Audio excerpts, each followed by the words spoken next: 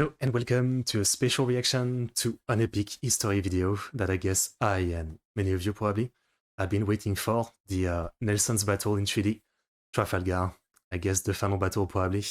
I think no spoiler, but well, spoiler, but we all know he dies, right? That's I think like the biggest thing I knew from him is that the Battle of Trafalgar is like a big deal, and Nelson dies. I think that's all I knew about him before this series of Nelson battle. So yeah, pretty hype about this one. I guess this is the last one for this series of Nelson battle. I don't know what else epic history will do around like the Napoleonic Wars. There's ways more battles they can cover. There's maybe like, you know, like other big commanders of the era that they could cover. That could be interesting. But yeah, this should be fun to watch. And again, I guess I'm taking matters into my own hand reacting to this as it's kind of a drought right now. There's like no one reacting to the Napoleon series from Epic History, so yeah, it's kind of sad. Like I check pretty often and there's no one watching it. Yeah, you guys need to recommend it to more channels. But yeah, you can watch my reaction to some more Epic History video. Just search their name on my channel. I did the other Nelson battle. I did the American War of Independence like stuff a little bit. So check that out. Anyway, link for the original video in the description, the link to the Epic History channel, my Discord, Stream Element, Patreon, best way to support me. Check it out. And let's go. An Epic History Drakenfell collaboration. Drakenfell, that's a cool name. In 1792, the French Revolution sparked a European conflict that would last a generation. Indeed. A struggle for mastery of Europe and the world. A contest fought on land and sea. I really like the new 3D visuals for these ship battles that they have. It looks sick. The most enduring rivalry was between France and Britain. Britain could not challenge France on land, but at sea, it was a different matter. Yeah, many elves at Britain's sea. Royal Navy was as dominant on the waves as Napoleon was to prove on land. Everybody. And in an age when Britain had many skilled naval commanders, one stood out above the rest. Horatio Nelson. Bold, Looks so young in that inspiring, image. and brilliant. Very For the British, he'd become a national hero and legend. These are the stories of his greatest battles. I guess the final one today. 1805. Never mind maneuver, always go at them. Okay. Nelson to Captain Thomas Cochrane, Palermo 1798. That seems like the opposite of what you should do, no? Like, he's basically saying like no strategy, only attack. 1805. The short peace between Britain and France has collapsed, and the two rivals are at war once more. Britain, Russia, and Austria have formed a new alliance, known as the Third Coalition.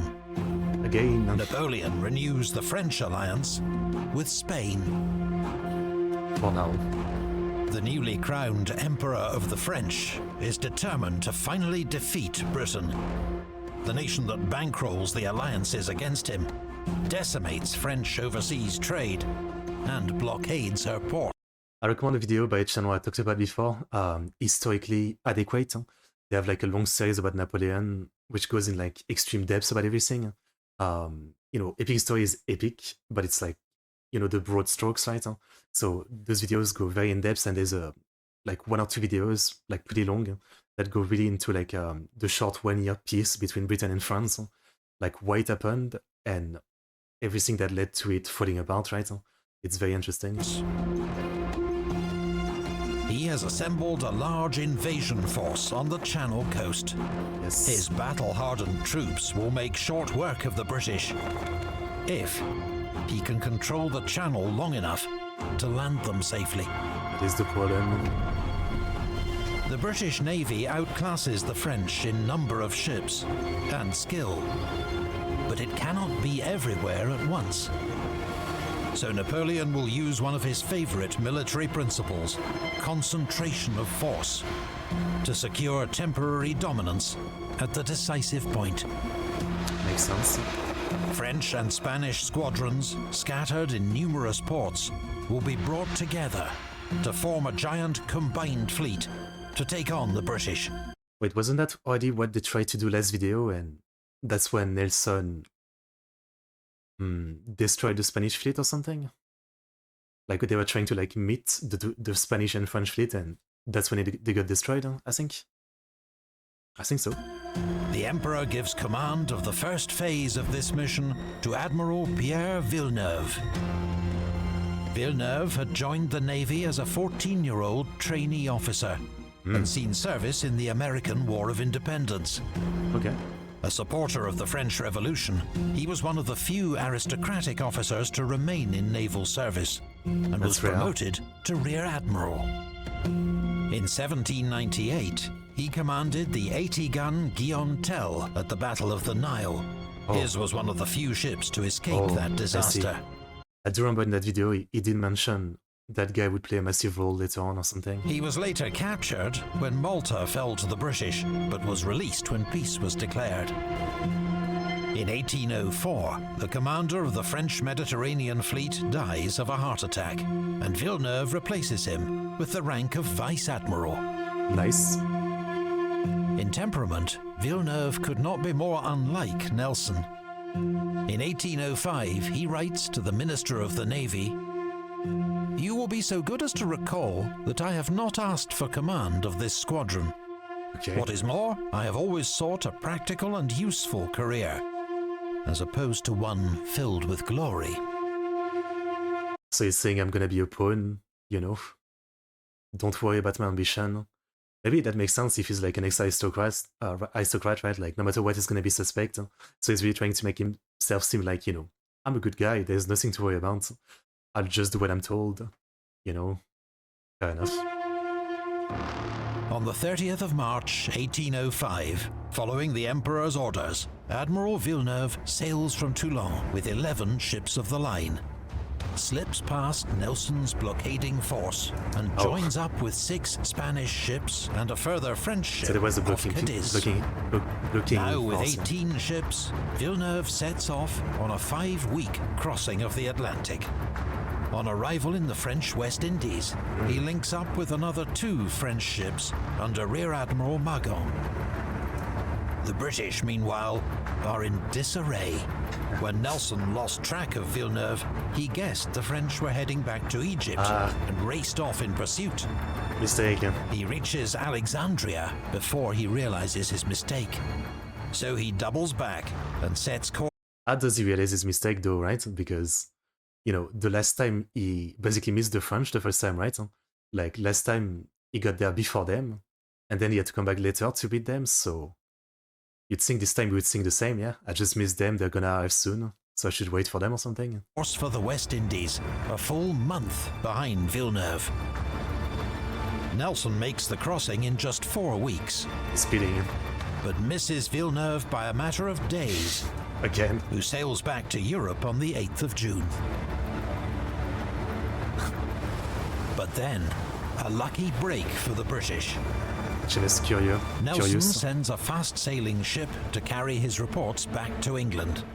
And by sheer good chance, it spots Villeneuve's fleet in the Atlantic. It's all luck, huh? Their course is not back to the Med, as Nelson had assumed, but more northerly, towards the Channel. Vice Admiral Calder, with 15 ships of the line, is put on high alert, and on the 22nd of July, he intercepts Villeneuve off Cape Finisterre. In confused fighting, in heavy fog, the British capture 2 Spanish ships. But Calder fails to prevent Villeneuve reaching the Spanish port of Ferrol. The French admiral then makes a fateful decision. His orders are clear. Proceed to Brest and then on to the Channel. But reports of ships to the north persuade him that he is about to be attacked by Britain's powerful Channel fleet. I mean, I understand this order, but like, I wonder what the orders really said, like, because you'd think that the point would be to do it in secret, right? Like, try to join the fleet, the Spanish and the French fleet in secret. Huh? So like the order maybe like would make more sense if they said that if you've been found out, huh, and the British know what you're doing, and they're gonna concentrate their force to defend the channel, maybe don't do it. Like, you know, abandon or something. But probably not. His ships, battered by Atlantic gales and battle, cannot fight again without repairs. So he retreats to Cadiz. Okay, Here so, he is soon blockaded by a growing number of British ships. well, Napoleon is furious when he receives this news. I'm sure. Villeneuve does not possess the strength of character to command a frigate, he tells the naval minister. I mean, is he wrong though? Like, from the previous stuff that Villeneuve said, it wasn't very, you know, he didn't give much belief in him. It is nearly autumn, and a cross-channel invasion is now impossible.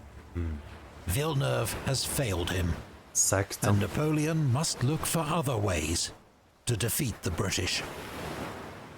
Defeat them on land, well, defeat the Allies. If Admiral Villeneuve had sailed for Brest, my army would have landed. It would have been all over with England. Frankly, you know, from like videos I've seen about all that, I don't think so. Like, I don't think it would have worked out. I think the invasion of England would have failed no matter what. Yeah. In late August, Napoleon's troops break camp at Boulogne and march off to face the Austrians and Russians on the Danube. That's right, yeah. In the meantime, he sends orders to Admiral Villeneuve to sail into the Mediterranean, where he is to support French operations in Italy. But his Franco-Spanish combined fleet is not in good shape. It is short of supplies and men, and blockaded by a powerful British force, now commanded by Admiral Nelson. Yeah, it seems like a bad idea. Villeneuve decides to stay put. Makes sense. But when Napoleon informs him that he is being replaced as commander, the French admiral is finally stung into action. Okay. On the 18th of October 1805, he orders the Franco-Spanish fleet to put to sea. Admiral Villeneuve's combined fleet consists of 33 ships of the line, 18 French and 15 Spanish. Okay. Admiral Villeneuve's flagship is the 80-gun Bucentaure. The Spanish contingent is led by Admiral Gravina aboard Príncipe de Asturias of 112 guns. Nelson had been waiting. Oh, and I recognize there's the Santissima Trinidad, like 136. I think last time they said that was the biggest battleship of the age.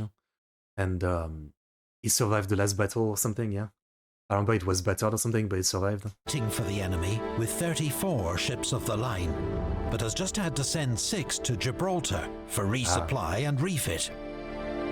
Vice Admiral Calder, aboard HMS Prince of Wales, is sent home to face Prince a of Wales was already a court-martial thing. for his lackluster performance at Cape Finisterre.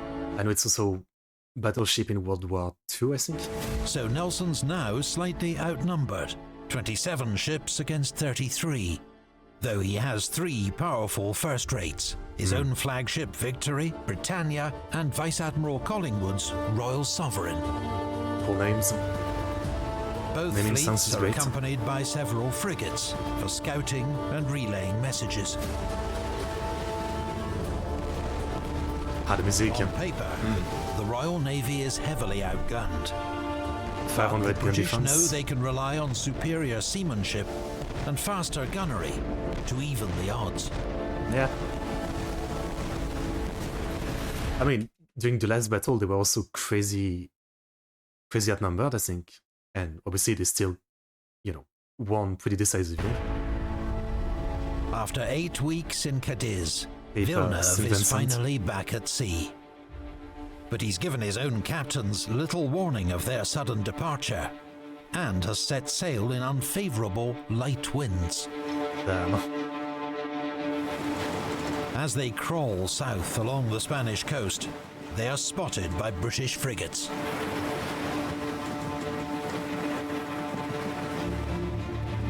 They relay news of the enemy's departure to Nelson and the British fleet, patrolling 40 miles offshore. Nelson immediately sets course to intercept. He's ready. On the morning of the 21st of October, Villeneuve's fleet is about 10 miles northwest of Cape Trafalgar, bound for the Straits of Gibraltar. When the British fleet is spotted closing in from the northwest, Villeneuve faces a dilemma. He considers running for the Mediterranean or facing the British in battle. But ultimately, he orders the fleet to reverse course and sail back to Cadiz. Oh my god, this guy. I mean, obviously, it's like the quote of Napoleon cannot be everywhere at once. That's why he lost, right? And, I'm not even saying like if he was the commander of this, he would do great, because he's not much of a naval commander. But at the same time, I was thinking of like the fact that, yeah, like why is this guy Villeneuve the commander, right? Like I'm sure there must be some other like, sea captain and all that, that if they had been put in charge of, the war fleet, would have done, much better decision, right? This guy seems like he just doesn't know what to do. He's indecisive, or he makes the worst decision, like once he gets scared. I don't know. I mean, maybe in this situation, this is the right decision, turn back, rather than try to run away, but I don't know. Yeah. If only it was someone else commanding the French fleet. Yeah, like, I don't know. I guess when you think about it, like on the land army side of things, Napoleon has like so many amazing marshals, right? Like he's got so many legendary marshals who were competent to an extent and really great, right? But I guess, yeah, from like the ship side of things, I guess there's no names that I know of, right? But it's possible that there was some great commanders, but they never got the chance to prove themselves, right? While someone like Villeneuve had the chance to make himself, known as kind of terrible, I guess. It's a shame. This abrupt change in course, combined with light winds and many inexperienced crews, causes the combined fleet's formation to become extremely ragged. Turning back seems a terrible idea to me. I don't know. It now forms a rough crescent, stretching over 5 miles of sea. It's a mess. Psychologically and tactically, Villeneuve's fleet is already on the back foot. He should have tried to outrun them into the Mediterranean Sea. The contrast with the British fleet could not be starker. Nelson's crews are eager for battle, and he has devised a bold plan to ensure a decisive action. Bold plan as always. When I came to explain to them the Nelson touch, it was like an electric shock. First Admiral Nelson, later to Lady Hamilton. Lady Hamilton. By 11 a.m., the British fleet is formed up for battle, and closing with Villeneuve as fast as the light breeze will allow. Nelson had decided on a basic plan of attack weeks earlier. The orthodox tactic at this time would be to line up his fleet alongside the enemy and trade broadsides with them. But I'm guessing, kind of like he did before, he's going to try to cut their formation in half or something? Cut them in half? But Nelson believes these methods too often lead to an indecisive outcome. Instead, he has decided on the bold but not unprecedented tactic of attacking in 2 columns. Okay. These will pierce the enemy line. There we go. That's what I thought. Split their fleet into sections to be overwhelmed and defeated in close action before the enemy's vanguard can double back to help. The major drawback is that during the approach, the lead British ships of each column will come under heavy fire while being completely unable to fight back. Naturally, Nelson decides he himself will lead one column aboard HMS Victory. Fateful decision. The other will be led by Vice Admiral Collingwood aboard HMS Royal Sovereign.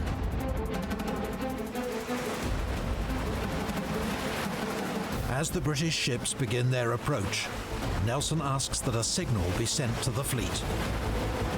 England confides that every man will do his duty.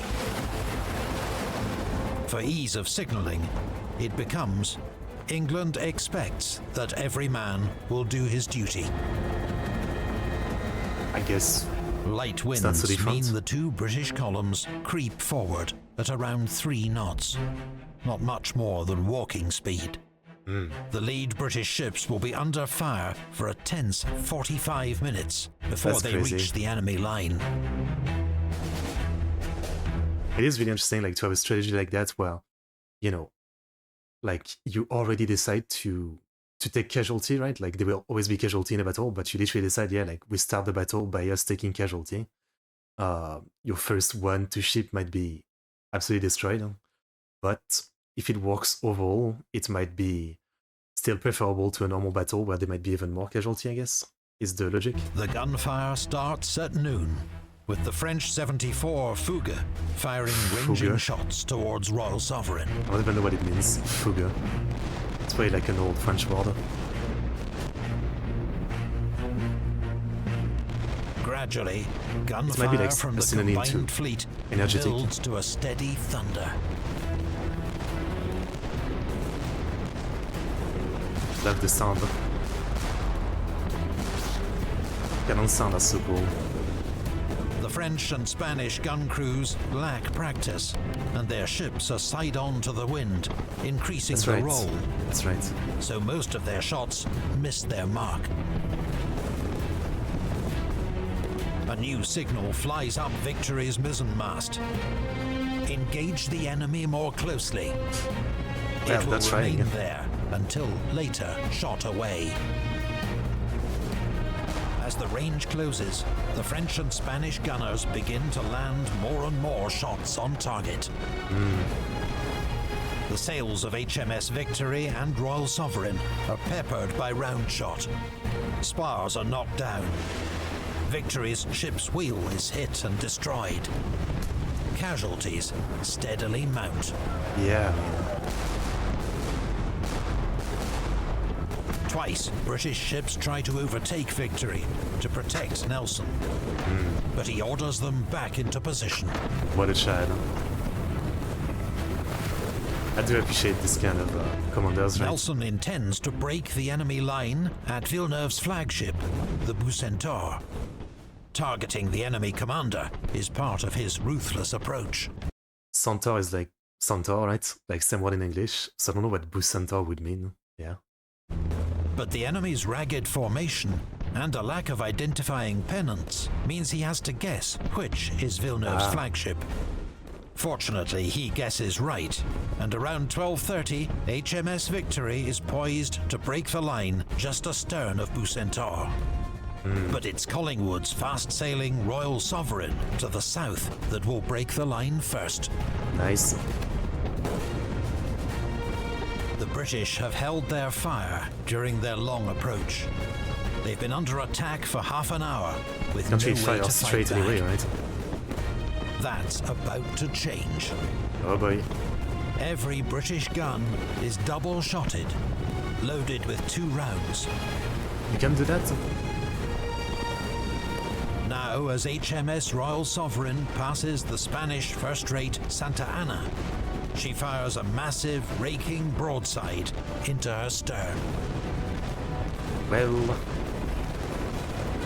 Several minutes later, HMS Victory passes astern of Bucentaure. again, love those animations. She delivers a devastating broadside that cripples Villeneuve's flagship and kills or injures almost half its crew.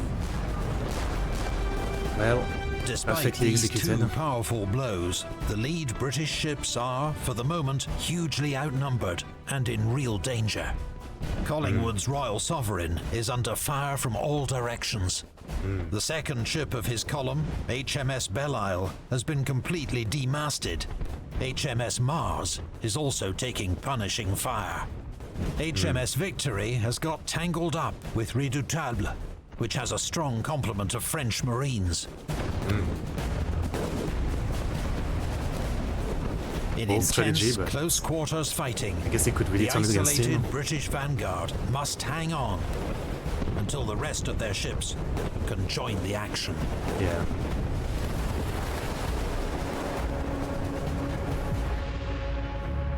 No captain can do very wrong if he places his ship alongside that of an enemy. Vice Admiral Nelson. After I guess I get the point, yeah, because, you know, the captain's job is to do that, then it's the crew's job to shoot it, and once you're next to an enemy ship, like, just load, shoot, load, shoot. Yeah, fair enough. 20 precarious minutes. British ships are arriving, one by one, to join the battle. There's so many. They pile into the disordered enemy formation, unleashing double-shotted broadsides to devastating effect. Victory now receives much-needed support from Téméraire. As successive British ships enter the fray, a mass brawl develops. Yeah, it looks like exactly what Nelson wants. The enemy unable to escape and pummeled at close range. Meanwhile, Admiral Dumanoir's Franco-Spanish vanguard has begun an agonizingly slow turn because they're against to try the wind, to right? rejoin the battle. But it will be more than an hour before they're in position. Damn. HMS Africa, a 64-gun third rate, had earlier become separated from the British fleet. Her captain, Henry Digby, now deliberately misinterprets Nelson's order to withdraw to safety. Okay. Instead, he charges straight into the battle from the north. Another chat, I guess? HMS Africa sails alone past the entire enemy vanguard, trading broadsides all the way. Let's go. Then she joins the attack on the giant Santissima Trinidad of 136 That guns. might be a bit crazy, though. Is that a good idea? Victory and Redoutable are now locked in a brutal, close-quarters slugging match. Damn. British guns smash the French hull to splinters, while Redoutable's crew assemble on deck to board Victory.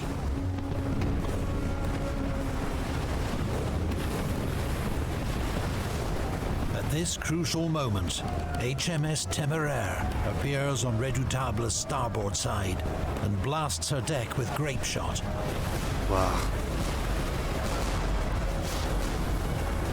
The French boarding party is mown down. Yeah. All three ships become locked together and drift into another French ship, Fougue. What a mess. Some French and Spanish ships, like Admiral Magon's Algeciras, have used their time in port to train their crews for boarding and close-quarter combat. It makes them dangerous foes in close action. Alright. But time and again, just as a French or Spanish ship forms a boarding party, They a get shot. British ship emerges through the smoke to sweep their deck with grape shot. Is it actually that easy to aim for the deck? Because most of the ship, you know, they have like the same height or whatever, right? And you know, the cannons are like, to me, they look like they're mostly like meant to be to shoot like the actual like bottom of the ship, not the deck, right? You know what I mean? So from the way things look, it looks like it would be hard to actually shoot the deck. I don't know. Superior British gunnery is slowly grinding down the enemy. They just have the quality troops and commanders. One by one, the first French and Spanish ships haul down their colours as a sign of their surrender. No. At the height of the battle, Nice a French art. sniper, perched high on Redoutable's mizzenmast, spots the British commander on the quarterdeck of HMS Victory. That's what happens. Nelson is easily distinguished by his bright decorations, Yeah. which, against advice, he has refused to remove. And also, isn't he also like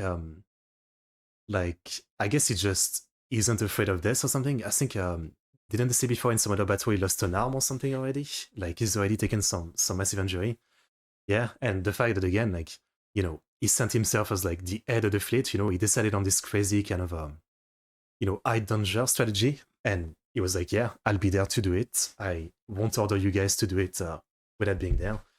Again, like, yeah, he's quite the impressive guy. He both has like pretty great mind for like naval strategy, but also he's kind of like willing to put himself in danger and willing to be a warrior, I guess, which obviously is about to get shot, so you could say, not the smartest thing to do, but it's easy to respect. Easy to respect. Now, he is struck by a single musket ball, which plunges into his shoulder and down through his spine. Great They sniper, finally though. succeeded, Nelson exclaims. I am dead. Man, I can't imagine being a sniper in this kind of battle. Like, you're on a ship with a one-shot sniper, probably, right? Either the sniper were back then. There's smoke, gunfire, the ship is shaking, there's stuff exploding around you. They, like, the ships are, like, moving with the waves. Like, it must be super hard to shoot anybody like that. That's pretty crazy. And I guess sniper accuracy of back then is probably not great, right? Although, if we know the guy who killed Nelson, like, do we know who he is, and did he do anything else that's pretty notable? He is carried below for medical treatment, where he's brought frequent reports on the progress of the battle. It is now 3 hours since battle was joined. To the south, the French 74 Achille, under fire from multiple ships, has caught fire. While to the north, Dumanoir's vanguard is finally in position to join the battle. Is it too late, though? But only Intrépide makes a determined attack. Makes The sense. other ships fire a few ineffective long-range shots, then veer away. Intrepid means like, it's a synonym to like, fearless, I guess. Rather than engage the British in close action. One captured Spanish crew, witnessing this conduct, is so enraged that they offer to open fire on their supposed allies. Oh, But the French ships soon slip out of range. oh my god. They can see that Villeneuve's fleet is beaten. Yeah, it's a disaster. More than a dozen French and Spanish ships have now surrendered. Those that can are escaping. The news reaches Nelson, who hovers between life and death on the orlop deck of HMS Victory. Respect. He knows the end is near. He whispers to his old friend and comrade, Captain Hardy, "Take care of my dear Lady Hamilton." Ah, it's his And wife. then, kiss me, Hardy. What does that A mean? few Kiss me, moments Hardy? pass. Thank God I have done my duty, Nelson murmurs, and dies soon after. So I guess like he knows that the battle is won, right? Like he dies before the end of the battle, but he knows it's done. Damn, that's a shame. Makes you wonder, like, if he would have survived, yeah, what other great victories he might have had. Rest in peace, legendary commander. Around 6 p.m., at the southern edge of the battle, the fires aboard Achille reach her grand magazine. Explosion. The ship is obliterated in an enormous explosion that kills half her crew instantly. This spectacular, bloody event proves the final act of a battle that has claimed 5,000 lives. And it is now clear that it has been a Well, naval total battle, and that's an insane amount, decisive right? British victory. I don't know the average of like deaths in, naval battle, but like I think in the other battle we saw so far, it was not even close to that, yeah. Of the 33 French and Spanish ships under Villeneuve's command, 17 have been captured and one 17. destroyed. And though several British ships are badly damaged, none have been lost. Wow. Man, all I can say is again, like, I mean, not that I know much, and it's always the what if, but what if he didn't try to turn back? What if Villeneuve tried to actually go his original plan, right? Like, turning back was clearly the worst move. Yeah. Which we've seen that on land as well, right? In some of the Napoleon video, like, in Italy, there's one point where one of the commander, like, is like retreating, but then he gets ordered to turn back, so he turns back, and then he has to retreat again, because basically, like, yeah, turning back tends to be kind of like a terrible move in the face of an assault in, I guess, war, yeah. Because you have to turn your army around or your ship around or something, and it's not as easy as just, you know, simply turning around. Like it's a whole process that gets very confusing, that gets things into a mess. Yeah. Great victory though. Respect. The casualties are similarly one-sided. Wow. Admiral Villeneuve is among several thousand prisoners taken by the British. He's alive, Villeneuve. He is allowed to return to France, but 6 months later he is dead. By suicide or murder remains unclear. Do you think Napoleon was mad enough to... I mean, I guess I could see it, yeah. I mean... Yeah. Maybe Napoleon was mad enough to murder him, but I don't know if he would wait 6 months. You know what I mean? Who knows? The Spanish commander, Admiral Gravina, escapes the battle, but dies of his wounds 6 months later. Damn. While for the British, victory is tainted by the loss of their own brilliant, talismanic commander. Yeah, but at least now it's an utter victory, right? But Nelson had he did not acquire, it was a gift from Napoleon. Or Napoleon. Wait, that's a great quote. What Nelson had, he did not acquire, it was a gift from nature. Like really saying he was a genius. Yeah. Would Napoleon say that about himself? Like would he say he acquired his genius skills, or would he say he was gifted his genius skills? Interesting. Interesting.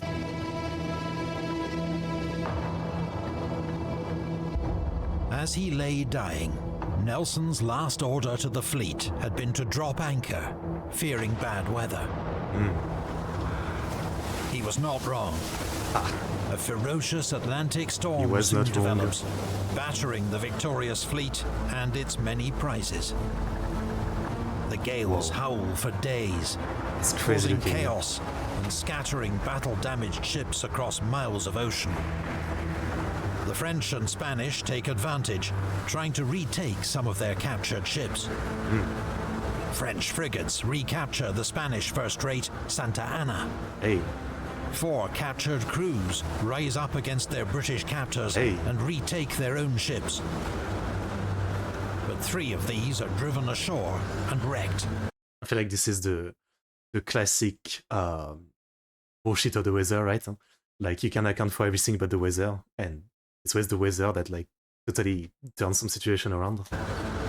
As always. Despite immense efforts, the British save only 4 of their 17 captured prizes. Really? Okay. The rest are burned or lost to the storm, which probably claims more French and Spanish lives than the battle itself. Damn, okay. For the French, there seems no end to the bad news. What next? 2 weeks later, Admiral Dumanoir and his 4 French ships which had escaped the battle are intercepted by Captain Strachan's squadron off Cape Ortegal. Yeah. We're doomed. All 4 French ships are captured. For the British, it caps a remarkable fortnight of naval triumphs. I mean, I guess even with like the storm situation, yeah, for the most part it's still like absolute victory, right? I mean, yeah, crazy. We do not know whether we should mourn or rejoice. The country had gained the most splendid and decisive victory, but it has been dearly purchased. The Times newspaper. Yeah. Admiral Nelson's body is returned to England aboard HMS Victory, preserved in a cask of brandy, lashed to the mainmast. Brandy preserved body? He becomes the first non-royal to receive a state funeral in Britain since the Duke of Marlborough, 83 years earlier. Deserved. For 3 days, his body lies in state in the Painted Hall of Greenwich Hospital, where it is visited by thousands.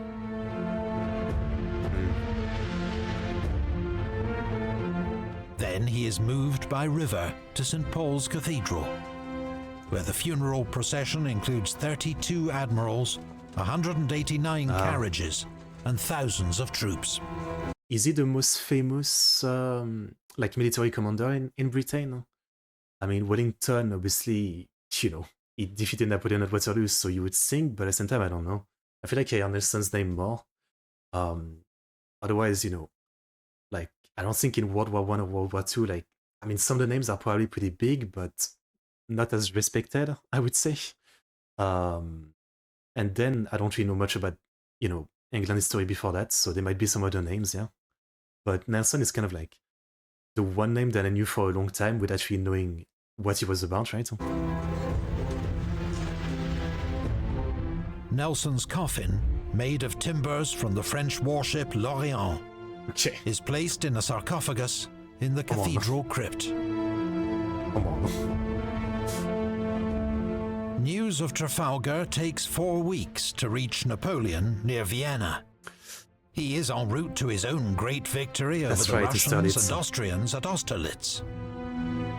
But of the two famous battles of 1805, Trafalgar will have far greater consequences. The Battle of Trafalgar is one of the most crushing victories in naval history. It did not save Britain from invasion. That danger had already passed. Right, yeah, it was gonna happen. But the sheer scale of victory ensured British supremacy at sea was unchallenged for the remaining 10 years of the Napoleonic Wars. Basically, yeah. Napoleon had to look for other means to defeat the British.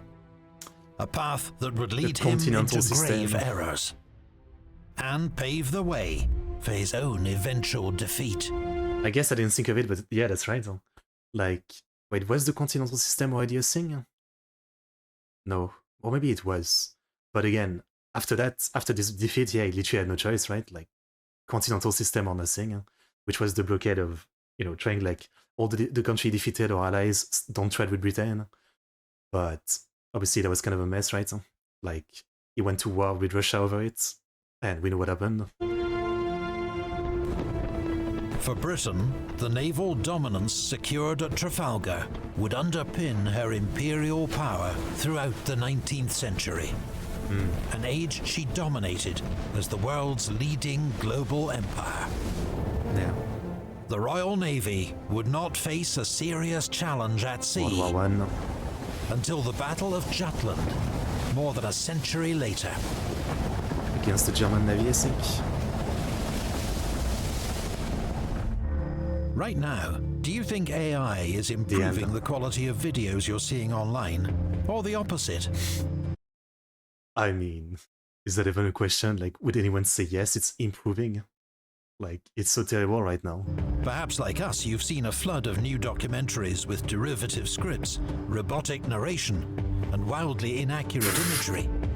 Caesar Space Race. It is true though. Yeah. I see it more in YouTube Shorts though, like, I've stopped watching YouTube Shorts, but yeah, like YouTube Shorts, like, it's like a robot voice telling you about, like, like some bullshit history in 30 seconds. Yeah, it's pretty terrible. At Epic History, we always have used and promise to continue using a skilled team of humans to ensure everything we create is reliable and authentic, from research to scripts, animation, and they've promised. Oh, and this is the guy, the legendary voice, right? Me, narration. Yeah. So if you're tired of sifting through dodgy AI-generated content just to find something worth watching... Napoleon saved D-Day, the Imperial Guard. Okay, hear me out though. I mean, fuck AI, but this is pretty interesting, for people who like alternative history content, Hey, this is pretty cool. The Imperial Guard, like, invading the Normandy beaches. I'd like to see that. I'm sure you can do that in some video game. Then perhaps it's time to head over to prestige streaming service Nebula. Okay, you know what? I'll pause here. I guess, yeah, Nebula is, a good sponsor. It's so fun. Mentioned in history video, it has a ton of this documentary. And obviously, thank you to them for sponsoring and making an epic story video possible. But yeah, that's a great video. That's a great one. Really enjoyed it. Again, what I knew from it is Nelson died, but the victory is so big that, like, there's literally no chance for the French to ever do anything on sea again, or even invade Britain. That's what I knew. And seeing it in detail, yeah, it was epic. Again, epic history video are pretty epic, and they've only been getting more epic. Like the 3D battles with the ship is pretty sick. I mean, it's not perfect, right? You know, it would be cool if there was like humans and stuff like that going on as well, but it still looks really, really high quality. Um, yeah, it was really interesting to learn. Nelson is legendary. He's great. I respect him. Um, it's a shame again that there was no great commander on the French side, right? I mean, it would have been interesting to have like a more even battle or something, but there was no such thing. And yeah, I'm still always going to be looking forward to more epic history video. Again, like realistically, there's still so much more they could cover for the Napoleonic Wars, right? At this point, it's kind of like what they're mostly known for, I would say. Um, I'm sure there's still like a ton of smaller battle they haven't covered. Um, you know, as much as I like them covering battle, I really liked, for example, like the Coup of 18 Brumaire video, right?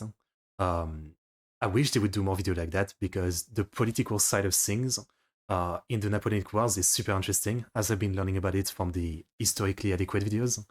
You know, they kind of don't go too deep into it in epic history, and I'd kind of like them to do that. Even though I guess it would probably get less view than battles, which people like battles, right? Yeah. But frankly, I'll just watch whatever they do at this point. Yeah. It's just great stuff. And again, I'm hoping more people will react to the Napoleon series from them. Like, I'm waiting, always, because it's super fun to watch people's reaction. Definitely. Anyway, that's the longest reaction. Hope you enjoyed. Like, subscribe, comment, all that. And I'll see you guys next time. See you.